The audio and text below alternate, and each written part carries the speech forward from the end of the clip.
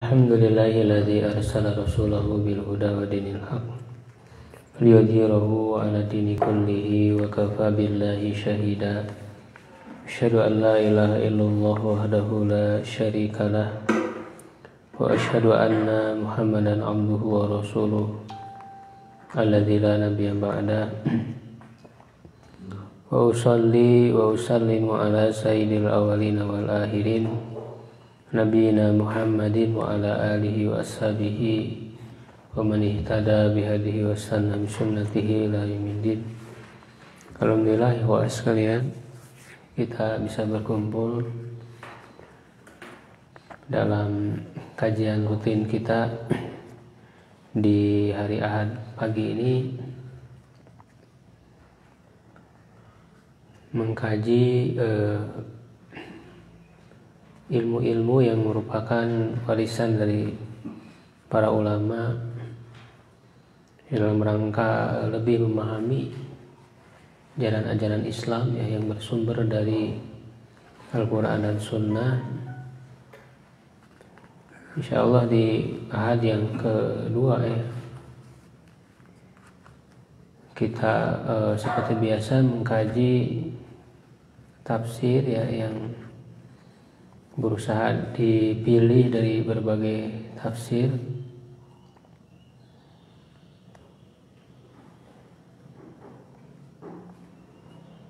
yang lebih khusus secara kebahasaan, setiap kata diurai, dan kita masih di surat Al-Fatihah khususnya di tafsir basmalah sebelumnya. Terakhir kita membahas tentang lafaz Allah tidak salah. Tentang lafaz Allah.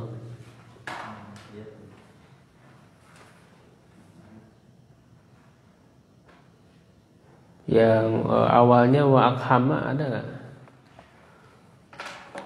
Ada wa akhama ada awalnya. Jadi masih ada kertasnya.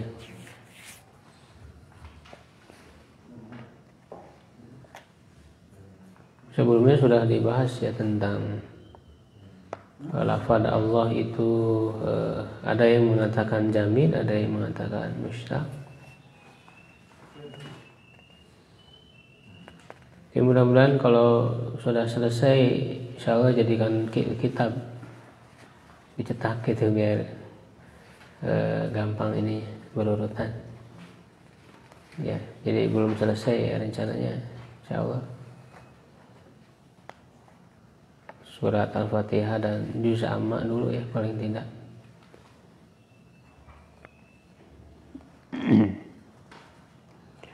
Wa akhama lafdhu ismin mudhafan ila ilmil ila alami ila alamil jalalati. Wa akhama itu artinya memasukkan wa akhama.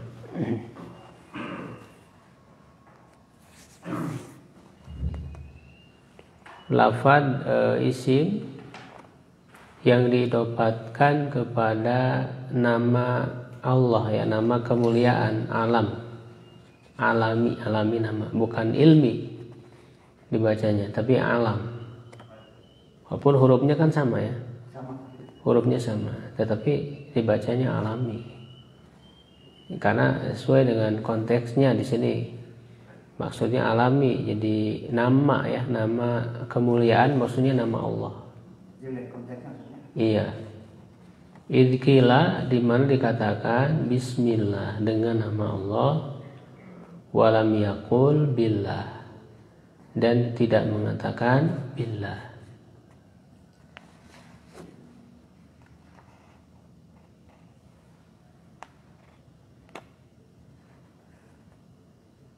Nah ini menjadi tadabbur kenapa dimasukkan kata ismi di dalam bismillah itu. Bismillah memasukkan kata ismi yang diidopatkan, disandarkan kepada lafaz Allah. Jadi ismillah, tidak billah. Kenapa tidak billahirrahmanirrahim? Dengan menyebut Allah tapi dengan menyebut nama Allah. Ya. Nah, di sini hikmahnya li'annal maqsuda an yakunal fi'lul masyru'u fihi, karena yang dimaksud atau tujuan agar ya pekerjaan yang dilakukan itu an yakunal fi'lul masyru'u fihi. Masyru'u itu artinya yang dikerjakan, yang diproyeksikan ya. Jadi syara'a yasra'u itu juga artinya mulai melakukan sesuatu. Syara'a yasra'u selain maknanya syariat gitu. Syara'a yasra'u syariat, tapi di sini maksudnya adalah pekerjaan yang dilakukan bihi padanya min syu'uni ahli tauhidi, termasuk urusan ahli tauhid.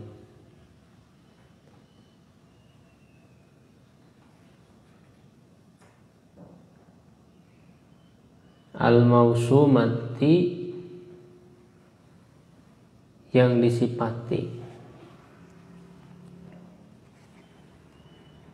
Al-mausumati ini sifat dari su'uni ya. Jadi dia muannas karena su'uninya jamak taksir. Su'un jamak dari sya'nun. Ya, karena jamak taksir itu dikategorikan sebagai muannas, sehingga sifatnya pun min syu'uni ahli tauhidil mausumati, dari urusan ahli tauhid yang disifati bismil ilahil wahidi, dengan nama Tuhan yang satu.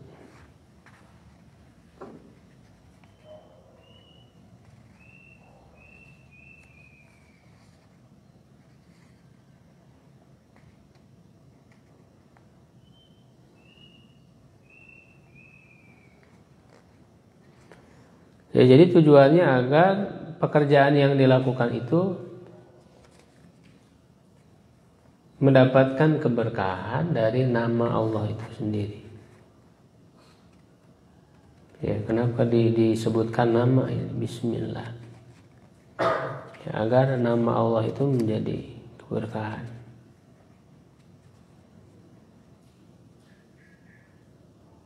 Makanya ketika berdoa kan kata Allah Subhanahu wa taala apa namanya?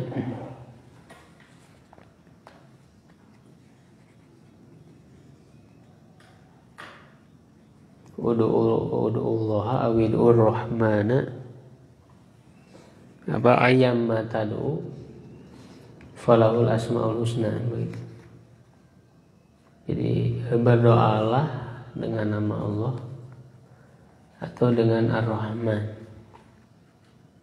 Ya, jadi kita memanggil Allah ya Allah, Allahumma ya, ataupun Ar-Rahman ya Rahman, dengan nama Rahman, ataupun dengan nama Allah yang mana saja, karena Allah memiliki Asmaul Husna, nama-nama yang baik. Ya, jadi dengan Bismillah kita berharap keberkahan dari nama Allah itu. Ya, agar perbuatan yang dilakukan itu ya diiringi dengan atau disifati dengan nama Allah, yang makanya diikuti dengan Maha Pengasih, Maha Penyayang. Artinya pekerjaan yang kita lakukan tidak lepas ya dari kasih sayang Allah, tidak lepas dari keberkahan dari Allah.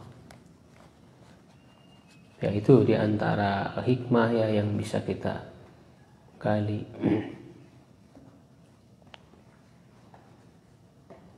Kemudian Ar-Rahmanir Rahim. Ya, kata Ar-Rahmanir Rahim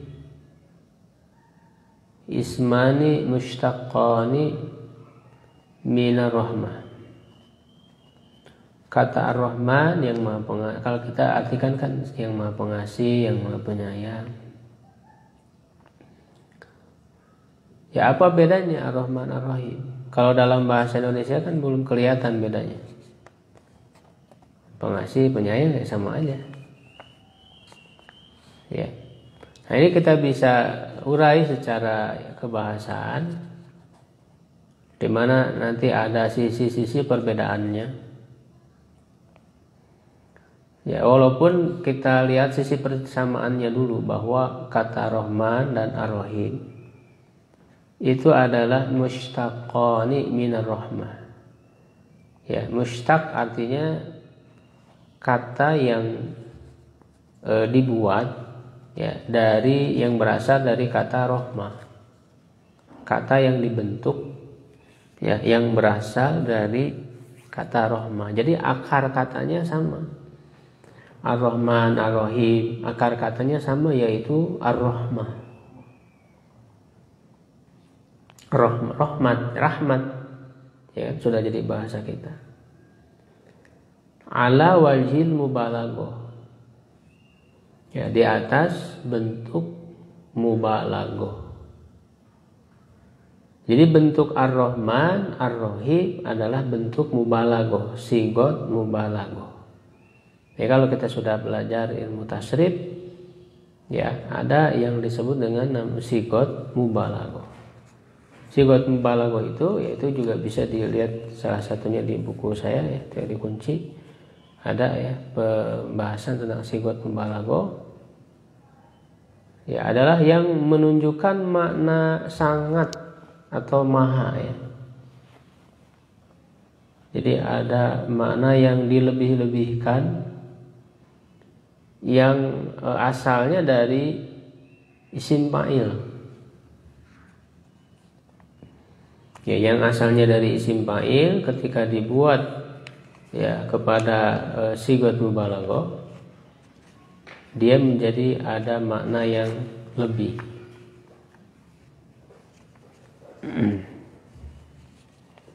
Nah, ini banyak bentuknya sigot mubalaghah itu, diantaranya adalah dalam bentuk Ar-Rahman Ar-Rahim. Bentuk Ar-Rahman berarti bentuk wazannya fa'lan. Ar-Rahman berarti fa'lan.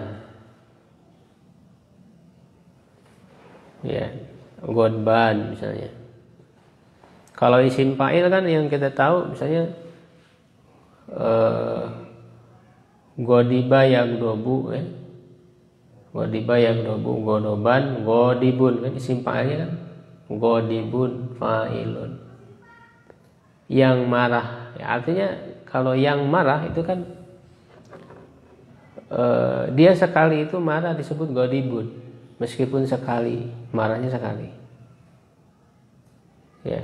Jadi yang marah ya, sekarang yang marah, dia yang marah hanya sekali itu saja dia disebut godibun. Nah kalau kita buat ke bentuk mubalaghah misalnya dengan wazan fa'lan sama dengan Rahman berarti godban. Nah kalau godban maknanya menjadi lebih. Ya artinya tidak hanya dia marah sekali itu saja, tapi juga maknanya adalah pemarah. Ya orang yang pemarah atau yang marahnya itu besar kalau marah itu. Suka marah terus marahnya juga besar, itu ada makna lebih daripada sebatas isim fa'il biasa. Kalau isim fa'il itu sekali dilakukan aja udah dia bisa disebut isim fa'il gitu ya, godibun, sekali dia marah udah disebut godibun. Tapi kalau godban tidak hanya sekali, dia itu memang pemarah maka disebut godban. Nah ini yang disebut sigot mubalaghah. Sigot mubalaghah itu begitu. Ya. Nah kalau Rahim penyayang dia sekali. Tapi kalau Ar-Rahman berarti makanya kalau untuk Allah diartikannya maha.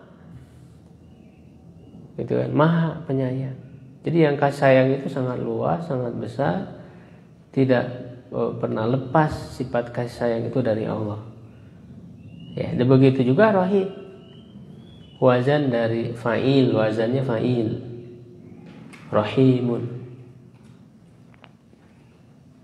Ya. Nah, ini banyak ya, bentuk-bentuk seperti ini. Dalam Al-Qur'an banyak. Ya, Rahim, fa'ilun. Bisa sami'un, alimun, basirun, qadirun gitu. Itu sigatul balaghah. Sami'un, alim, sami itu kan dari apa? Sami'a yasma'u ya. Bab 4 fa'ila yaf'alu. Sami'a yasma'u sam'an. Nah, kalau kita mengikuti pola isim fa'ilnya, sami'un kan begitu. Fa'ilun. Ya, kenapa muncul ya jadi mi-nya yang panjang? Sami'un kan beda. Nah, berarti ini bukan isim fa'il. Bukan isim fa'il biasa. Karena kalau isim fa'il biasa sami'un, yang mendengar. Isim fa'il biasa itu. Jadi dia yang mendengar, sekali mendengar ya udah dia disebut sami'un, yang mendengar. Gitu. Tapi kalau sami'un maha mendengar. Iya, mi-nya yang panjang. Sami'un. Ini tergolong kepada sigat mubalaghah gitu. Sami'un. Ya. Jadi maha mendengar, Allah mendengar semua. Suara tidak ada yang luput dari pendengarannya. Basir, maha melihat. Kalau isim fa'il biasa kan basirun kan begitu. Tapi kalau basirun maha melihat. Tapi kalau disematkan untuk manusia ya artinya ya tetap saja dengan ukuran manusia gitu ya. Dengan ukuran manusia. Ya, kayak misalnya alimun. Kalau alimun orang yang berilmu, yang mengetahui, alimun. Meskipun ilmunya tidak banyak, misalnya alimun, dia tahu. Orang itu tahu, dia punya ilmu. Walaupun ilmunya hanya pada bidang tertentu saja. Ya, tapi kalau disebut alimun, Allah alim, maha mengetahui, maha berilmu. Ilmunya sangat luas. Makanya dia lebih seringnya digunakan untuk Allah, maha berilmu. Kalau manusia terbatas.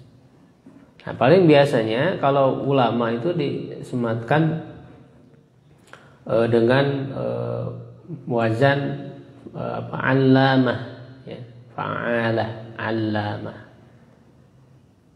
Ya. Jadi ada ulama yang sudah mencapai tingkat ilmunya yang sangat tinggi ya, banyak menguasai ilmu-ilmu syariat, karena ilmu syariat itu kan banyak. Ilmu Al-Qur'annya, ilmu hadisnya, ilmu fikihnya, ilmu tafsirnya, ilmu akidahnya, ilmu dan sebagainya. Ketika ulama yang menguasai banyak ilmu itu disebut gelarnya allamah, al-allamah. Ya kan? Al-allamah. Nah, allamah itu adalah sigat mubalaghah daripada alimun biasa, kata alimun berilmu. Tapi kalau udah allamah, ilmunya udah banyak, menguasai ilmu. Itu juga sama sigat mubalaghah. Jadi dua-duanya sama sigat mubalaghah. Rahman, Ar-Rahim sama. Ya. Nah, cuma di sini ada perbedaannya. Ya, War-Rahmanu asyaddu mubalaghatan min Rahim.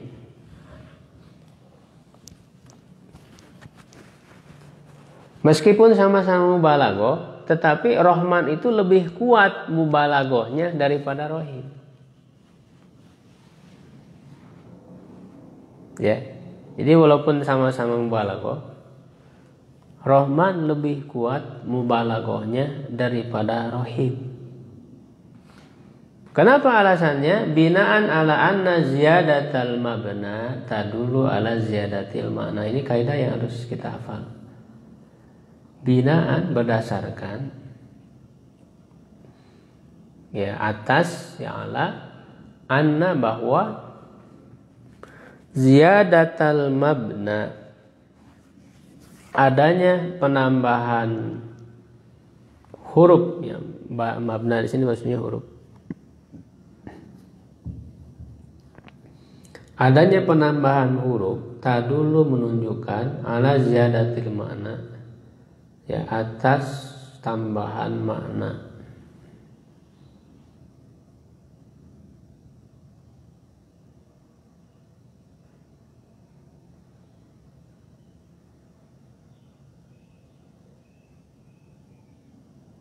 Nah, coba dilihat huruf-hurufnya antara Rahman dengan Rahim.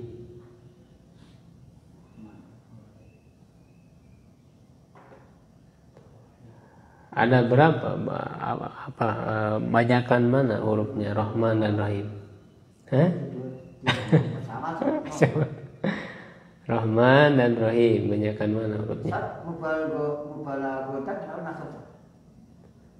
Asyadu mubalaghatan. Jadi tamyiz dari asyadu. Tamyiz.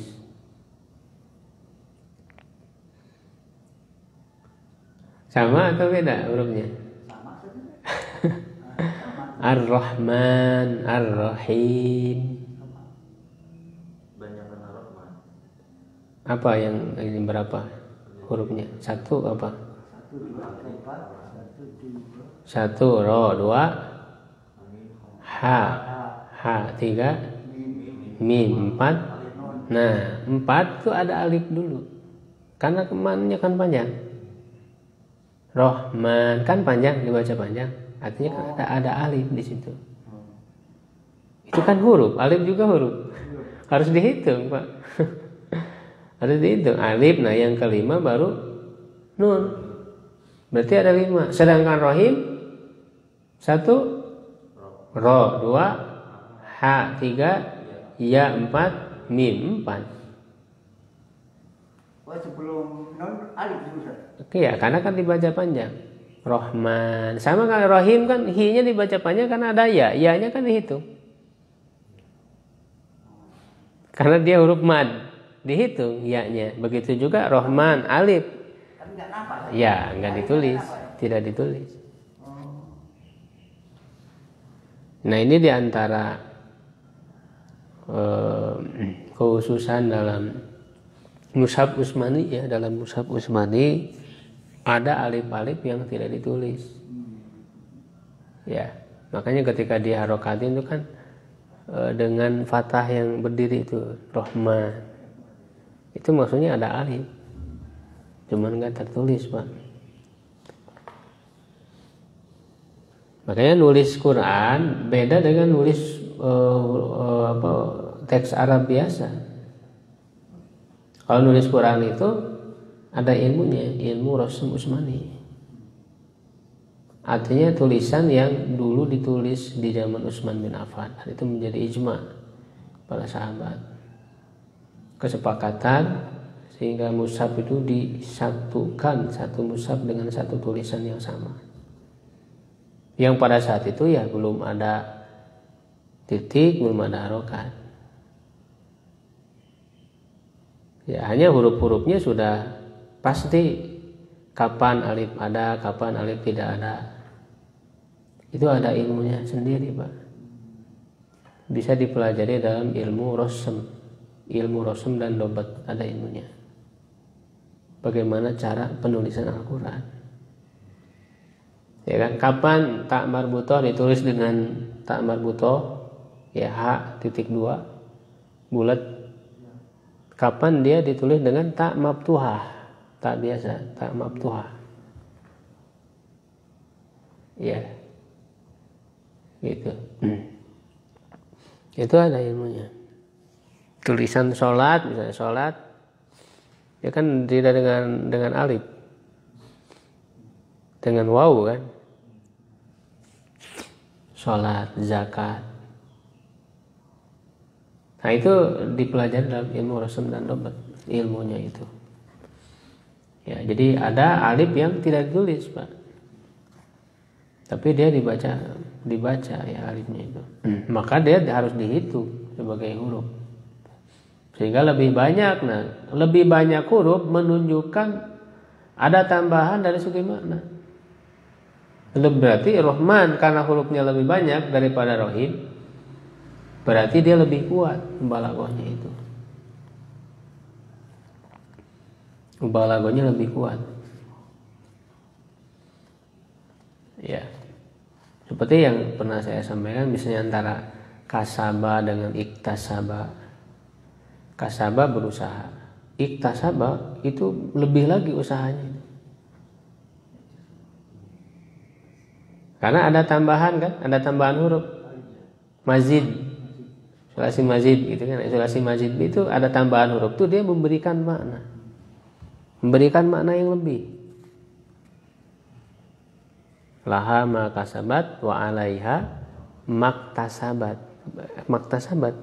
Kalau untuk keburukan ternyata berdasarkan ayat itu orang lebih usahanya lebih berat lagi dalam melakukan keburukan daripada melakukan kebaikan. Laha baginya, lah itu kan menunjukkan pahala. Bagi orang yang mendapat pahala atas apa yang dia usahakan. Sebenarnya ketaatan itu lebih mudah daripada melakukan kemaksiatan. Berdasarkan ayat laha maka sabat wa 'alaiha maktasabat. Untuk kebaikan kasaba. Ya, untuk keburukan iktasaba gitu kan. Jadi lebih berat. Ya bisa lah makanya syariat Islam itu mudah gitu kan, mudah, ibadah itu mudah. Sedangkan untuk keburukan ya sebetulnya sulit. Lebih berat. Banyak biaya kan untuk.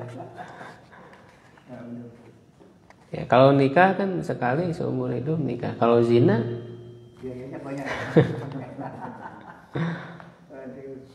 Kalau masuk masjid Pak gratis. Masuk masjid kan iya, infak seikhlasnya.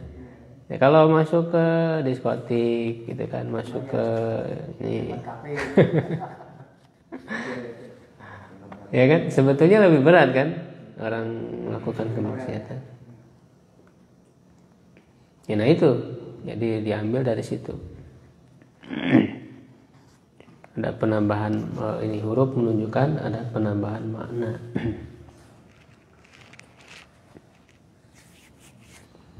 Wa fi kalam Ibnu Jaririn ma yufhamu minhu. Dalam perkataan Ibnu Jarir maksudnya At-Tabari, Ibnu Jarir At-Tabari penulis kitab tafsir pertama yang lengkap. Jadi penulis tafsir pertama itu tafsir Tabari. Tafsir yang lengkap seluruh Al-Quran dan dengan sistematika yang bagus. Sehingga para ulama tafsir setelahnya itu pasti menginduk kepada tafsir Tabari.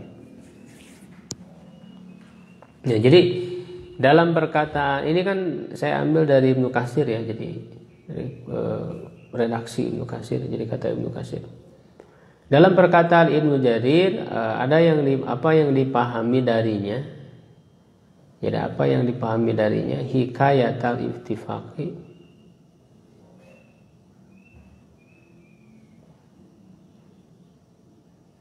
diceritakannya atau diriwayatkan hikayah itu hikayat jadi diceritakan kesepakatan ala hadza ya, kesepakatan atas ini,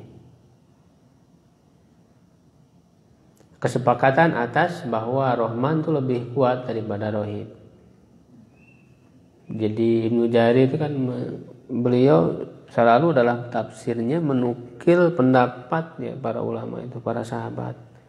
Ketika ada kesepakatan, ketika ada perbedaan pendapat, ya itu dinukil oleh Ibnu Jarir lalu dianalisis oleh beliau. Jadi kelebihan Ibnu Jarir atau Bari itu beliau menganalisis gitu, meneliti dari pendapat-pendapat itu dan beliau sering memilih ini yang pendapat yang dipilih gitu.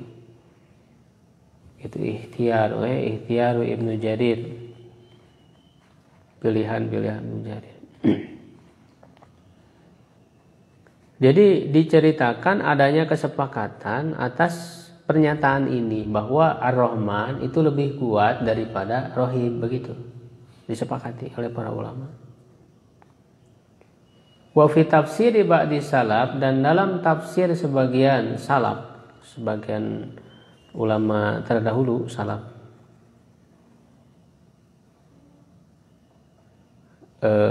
bisa bermakna, kalau yang menulis tafsir kan dari kalangan tabi'in ya, dimulainya itu.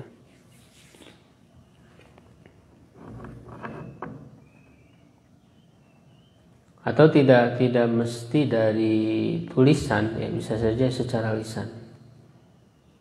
Karena zaman sahabat dulu kan, para sahabat belum menulis gitu ya. Para sahabat itu belum menuliskan. Jadi baru secara lisan kan ilmunya itu diajarkan kepada para tabi'in. Misalnya Ibnu Abbas yang paling banyak ilmu tentang tafsir, yaitu Ibnu Abbas. Nah, maka murid-muridnya para tabi'in itu kan banyak menerima dari Ibnu Abbas. Jadi di madrasahnya Ibnu Abbas itu ada para tabi'in yang ahli tafsir ya, ada Mujahid yang paling banyak, yang paling terkenal ya, Mujahid, ada Qatadah dan sebagainya. Nah, jadi diceritakan di dalam tafsir sebagian salafus saleh, maya dulu ala dalik, apa yang menunjukkan kepada hal itu, kama taqaddama, sebagaimana telah terdahulu, fil asar ya, di dalam asar. Dalam asar maksudnya hadis ya, dalam hadis an Isa alaihi salam, dari Nabi Isa alaihi salam.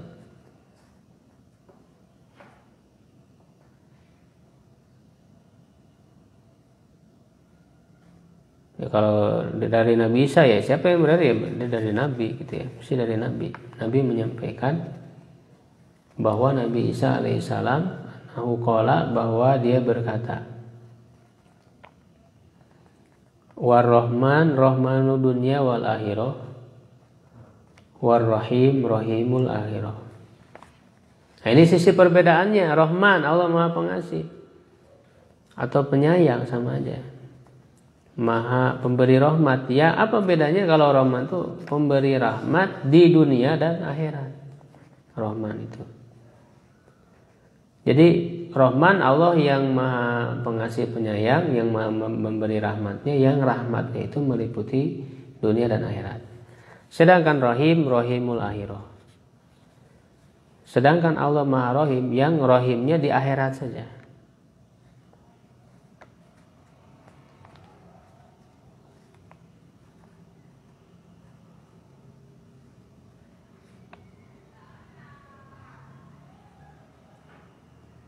Ya, atau sebetulnya yang lebih lengkap lagi pemahamannya bahwa Rahman itu kasih sayang Allah di dunia, yang kalau di dunia itu berarti meliputi seluruh makhluknya, baik orang beriman ataupun orang kafir. Karena orang kafir pun mendapat bagian kasih sayang Allah, itu berupa nikmat kan yang diberikan. Orang kafir juga kan dapat nikmat gitu di dunia ini. Ya, dia mendapat kekayaan, itu harta yang berlimpah. Itu kan bagian dari rahmat Allah juga. Tapi rahmat Allahnya yang bersifat umum, rahmat Allah umum yang untuk seluruh makhluknya, untuk binatang dan sebagainya. Tapi Ar-Rahim itu adalah rahmat Allah yang khusus untuk orang beriman. Jadi ada rahmat yang khusus, yang spesial. Ya, yang tidak hanya untuk duniawi ya, untuk kesenangan duniawi, tapi nikmat di dunia pun dia akan jadi berkah. Itu ada keberkahan, ada keridhaan Allah. Gitu. Jadi nikmat yang Allah berikan, rahmat yang Allah berikan kepada orang beriman di dunia ini, ya, jadi mengandung keberkahan yang bisa panjang sampai ke akhirat. Nah, itu sisi perbedaannya. Ar-Rahman ismun jami'un fi jami' anwa'i rahman, fi jami' anwa'i rahmah. Rahman itu adalah nama yang mencakup pada seluruh macam rahmat. Yahtassu bihillahu ta'ala, yang Allah menghususkan dengannya.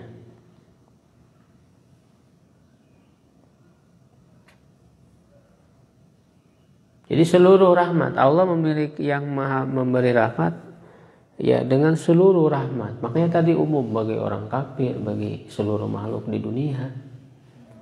Nah, sedangkan di akhirat kan Allah tidak memberi rahmat kepada orang kafir. Orang kafir di akhirat dia diberi azab, siksaan, bukan diberi rahmat. Rahmat bagi orang kafir hanya di dunia saja. War-Rahim, nah sedangkan Ar-Rahim, Allah yang Maha Ar-Rahim, innama huwa min jihatil mu'minin, hanya saja dia itu ya dari sisi orang-orang beriman. Jadi Rahim itu Allah memiliki rahmat yang rahmatnya khusus bagi orang beriman.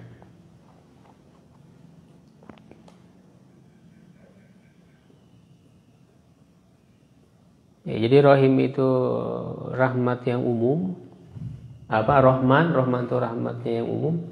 Sedangkan Rahim rahmatnya yang khusus bagi orang beriman. Tapi kenapa ini Rahman dunia dan akhirat sama-sama, Rahim akhirat saja kan gitu ya? Jadi gimana? Ya berarti di situ ada perbedaan pemahaman itu Pak ya. Pemahaman yang awal lebih umumnya itu Rahman Allah di dunia dan akhirat, Rahim di akhirat saja. Yang kedua Rahman Allah, rahmat Allah yang umum ya bagi seluruh makhluknya, sedangkan Rahim rahmat Allah yang khusus bagi orang yang beriman. Ya wallahu alam ya seperti itu Pak. Wa qala Allah Ta'ala, ya Allah Ta'ala berfirman, wa kana bil mu'minina rahima. Ya, dia itu Maha Rahim terhadap orang-orang beriman. Nah, di sini kata Rahim kepada orang beriman. Ini menunjukkan Rahim itu rahmat Allah yang khusus bagi orang beriman.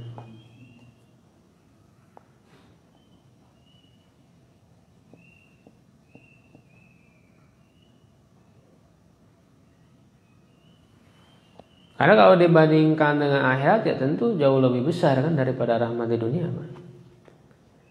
Ya, dalam hadis kan dijelaskan yang diberikan di dunia ini baru berapa?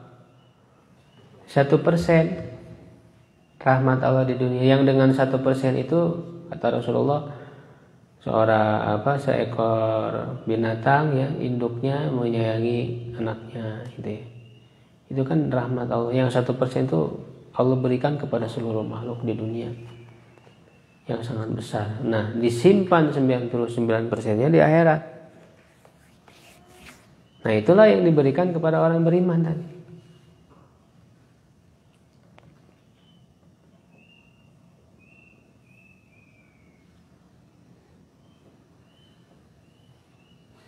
Ya, kemudian Ar-Rahman la yutlaqu illa 'ala Allah. Ya, sifat Ar-Rahman tidak digunakan kecuali untuk Allah.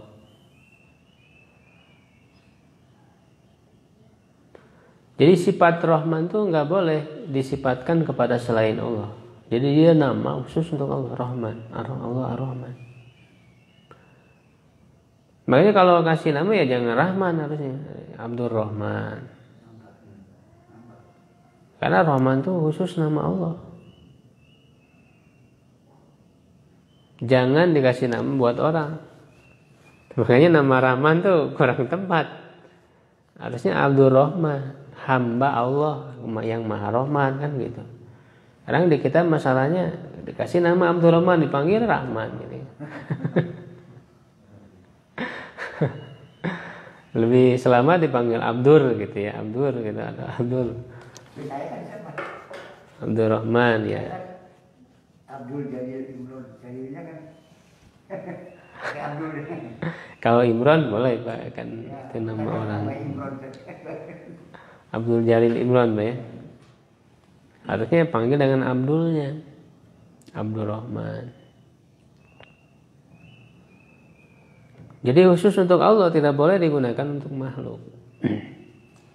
Ya, kama qala ta'ala, sebagaimana firman Allah Ta'ala, qul ud'ullaha awil rahman. Katakanlah, berdoalah ya.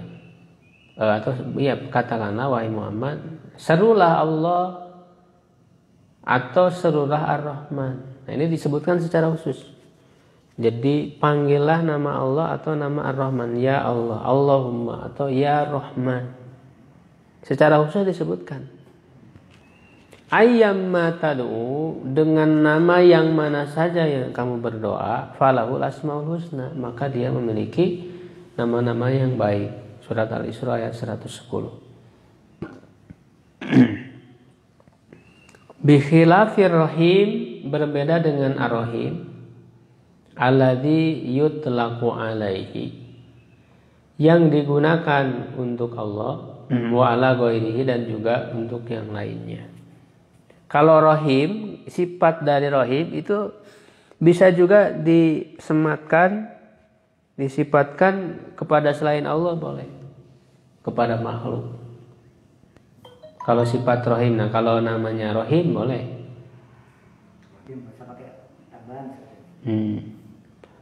Ya, apa dalilnya? Kama qala ta'ala fi wasfi rasulihi Muhammadin sallallahu alaihi wasallam, sebagaimana firman Allah Ta'ala dalam mensifati Rasulnya, ya Nabi Muhammad. Di Rasul disebut Rahim. Ini menunjukkan nama Rahim, sifat Rahim bisa, ya kan, diterapkan kepada makhluk. Buktinya diterapkan, diberikan kepada Nabi Muhammad. Nabi Muhammad disifati dengan Rahim. Laqad ja'akum rasulun, di surat Taubah 128. Sungguh telah datang kepada kalian seorang rasul min anfusikum, dari diri-diri kalian, azizun alaihi, terasa berat atasnya, ma'anittum, kesulitan yang kalian rasakan. Jadi rasul ikut merasa berat dengan kesulitan yang dialami oleh umatnya. Jadi ada kepekaan. Jadi sifat pemimpin itu begitu. Dia harus merasakan penderitaan rakyat, penderitaan umat. Harisun, sangat bersungguh-sungguh, harisun alaikum, atas kalian, bil mu'minin, ya, dengan orang, bil mu'minina raufur rahim, terhadap orang beriman dia rauf, lembut, ya, bersifat lemah lembut, rahim, penyayang. Nah, kata rahim ini kan sedang mensifati siapa? Nabi Muhammad. Jadi di sini Nabi Muhammad disebut rahim. Jadi menunjukkan kalau untuk manusia, khususnya di sini Rasul, ya, Allah langsung yang memuji Rasul, yang menyebut bahwa Rasul itu raufur rahim. Ya, yang sangat lembut, sangat lemah lembut, sangat penyayang. Nah, itu dengan rahim. Tidak, nah kalau Rahman tidak boleh. Tidak boleh Rasul disebut Rahman, apalagi manusia yang lain. Jadi dia khusus untuk Allah. Ar-Rahman sifat hanya khusus untuk Allah saja. Ya, begitu. Allahu a'lam bishawab, ya. Barangkali kalau ada yang mau ditanyakan.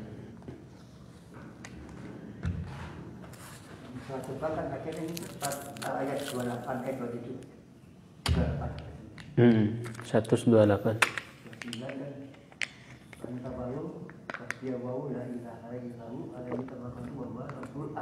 Masya Allah. Hafal Pak, surat Taubah.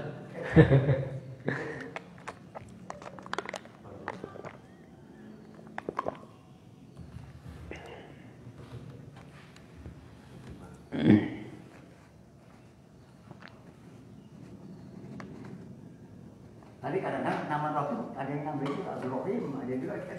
Iya, Abdul Rahim. Nah kalau Abdul ya berarti kan Rahimnya maksudnya Allah gitu. Allah yang Maha Rahim.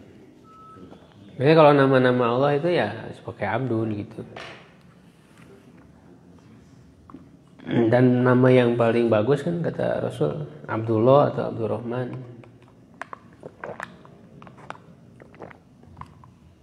Dan juga Muhammad, Nabi Muhammad.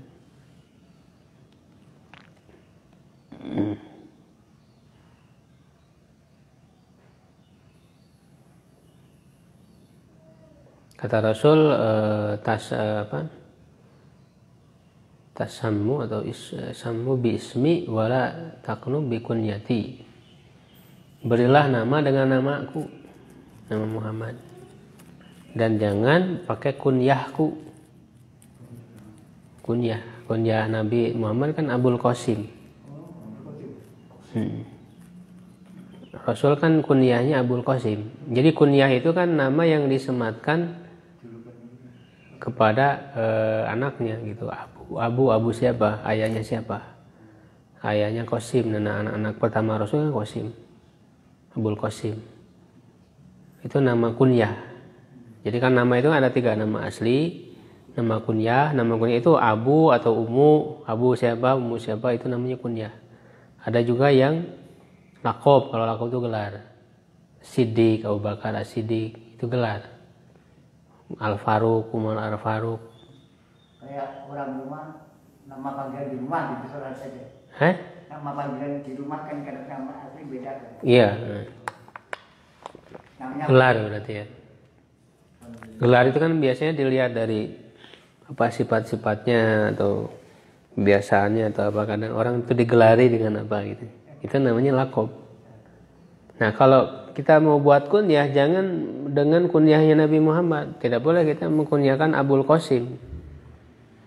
Kita punya anak namanya Qasim. Ya jangan dikunyahkan dengan Abul Qasim.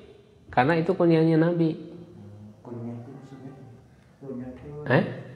Nama yang disandarkan ke anak gitu. Abu bapaknya siapa? Itu kan Abu Abdillah, Abu itu sebagai bentuk penghormatan juga, Pak. Ngasih anak Qasim itu boleh, Qasimnya boleh. Ngasih anak Qasim boleh.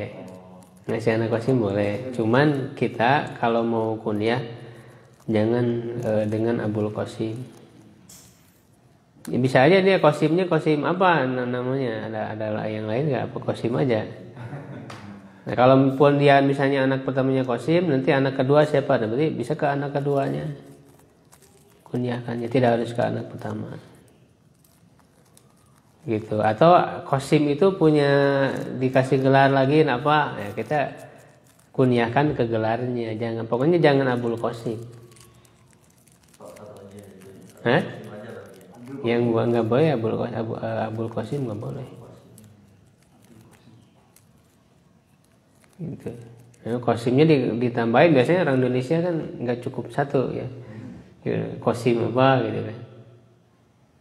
Qasim jadi tulisan ayahnya. Misalnya kita ngasih nama anak Qasim Sulaiman gitu. Boleh ya. Nah kita berarti ngambilnya yang nama Sulaiman ya, Abu Sulaiman. Jangan Abu Qasim. Karena kalau Abu Qasim itu kunyah Nabi. Nabi itu dipanggil Abul Qasim. Supaya jangan mirip dengan nama kunyahnya Nabi. Gitu Pak. Supaya nggak sama. Kalau dengan nama beliau Muhammad ya boleh, silakan. Itu justru bagus ya. Dengan nama Muhammad. Kalau di Arab itu kan nama itu satu aja cukup kan. Cuma nanti selalu dengan binnya, dengan apa namanya, nasabnya. Kalau namanya satu, bin apa. Kadang binnya itu dihilangkan langsung aja, dia disebutkan nasabnya gitu. Itu seperti itu kalau di Arab itu. Tidak panjang. Kalau ada nama panjang, misalnya apa namanya 2 atau 3, itu bukan yang 2 yang ketiga itu bukan nama asli dia.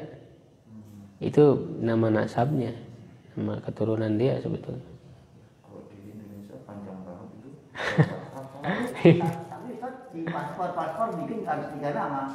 Harus 3 ya. Harus 3. Iya. Cuma nambahi. Iya, makanya yang 2-nya lagi itu bapak dan kakeknya, Oh, Pak. yang begitu. Kalau dari namanya sendiri udah 3 ya, Ya, mungkin. namanya sendiri. Gitu. Wallahu a'lam bishawab. Ya, subhanakallahumma wa bihamdika asyhadu an la ilaha illa anta astaghfiruka wa atubu ilaik. Qul qawli hadza astaghfirullaha li wa lakum. Assalamualaikum warahmatullahi wabarakatuh.